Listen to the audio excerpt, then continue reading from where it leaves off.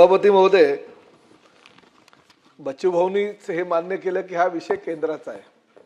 विषय रेल्वेचा आहे। मी राज्याचा परिवहन मंत्री आहे, परंतु रेल्वेचा विषय असल्या कारणानं परिवहन हे खातं जरी रेल्वेचा विषय असला तरी तो लक्षवेधी आपण लावलेली आहे रेल्वेच्या संदर्भात, म्हणून माझ्याकडे आली आहे। आपल्यालाही कल्पना आहे की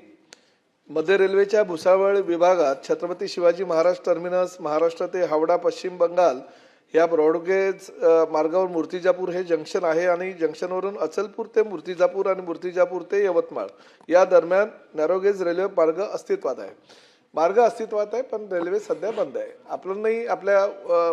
प्रश्नामध्ये सांगितलं आणि कबुली केलेलं आहे की 2017 पासून ही रेल्वे बंद आहे। सातत्यानं आपण लोकप्रतिनिधी म्हणून पाठपुरावा करतायत। भावनाताई गवळी सुद्धा त्या भागाच्या लोकसभेच्या खासदार म्हणून पाठपुरावा करत होत्या आणि पाठपुरावा करत असताना त्यांनी 30 जून 2023 रोजी ह्या जो स्वातंत्र्यपूर्व काळामध्ये central providence railway company limited ह्या कंपनीच्या ताब्यामध्ये हा रेल्वे मार्ग होता आणि त्यानंतर आपण आता रेल्वे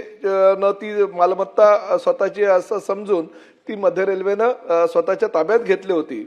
त्यानंतर तत्कालीन मुख्यमंत्री आणि माननीय रेल्वे मंत्री 2017 साली यांची एक बैठक झाली आणि त्या बैठकीमध्ये या प्रकल्पासंदर्भात सेंट्रल प्रोव्हिन्स कंपनीकडील रेल्वेची मालमत्ता ताब्यात घेण्याबाबत,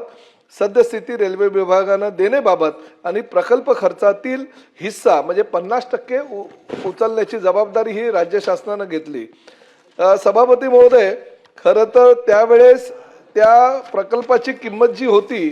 ती 2100 कोटी रुपयाच्या आसपास होती आणि अर्धा खर्च जो आहे 2147.44 कोटी आणि त्यापैकी 50% रक्कम म्हणजे 1073 कोटी खर्च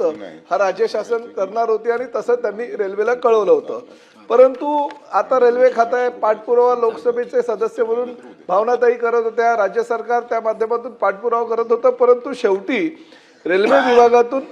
प्राप्त झालेल्या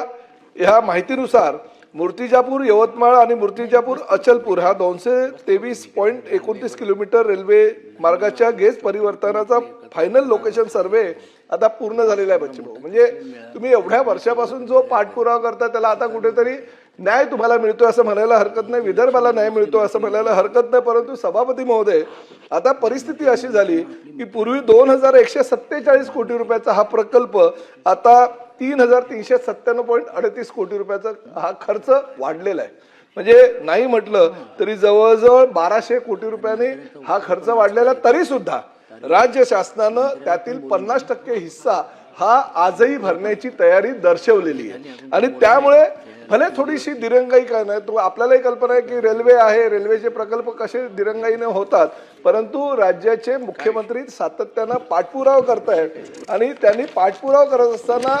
म्हणजे आता आपल्यालाही कल्पना आहे की दूरध्वनीच्या माध्यमातून आपल्या अधिकारी किंवा आपले संबंधित खात्याचे सेक्रेटरी हे रेल्वेकडे पाठपुरावा करत असतात, परंतु आता मात्र मुख्यमंत्र्यांनी स्वतः 4 जून 2026 रोजी रेल्वे मंत्र्यांना एक पत्र दिलेलं आहे आणि त्या पत्राच्या अनुषंगाने त्यांनी कळवलं आहे की 3397 कोटी जरी खर्च हा येत असेल आता तरी राज्य शासन नागपूरच्या म्हणजे विदर्भाच्या गरजेपोटी किंवा विदर्भामध्ये ज्या सुखसुविधा सर्वसामान्य रेल्वेच्या माध्यमातून जनतेला द्यायचे त्यासाठी अर्धा खर्च उचलण्याची तयारी केलेली आहे आणि निश्चितपणे लवकरात लवकर त्याला चांगला प्रतिसाद रेल्वे खात्याकडून मिळेल आणि लवकरात लवकर हा रेल्वेचा प्रकल्प कार्यान्वित होईल याची मला खात्री आहे।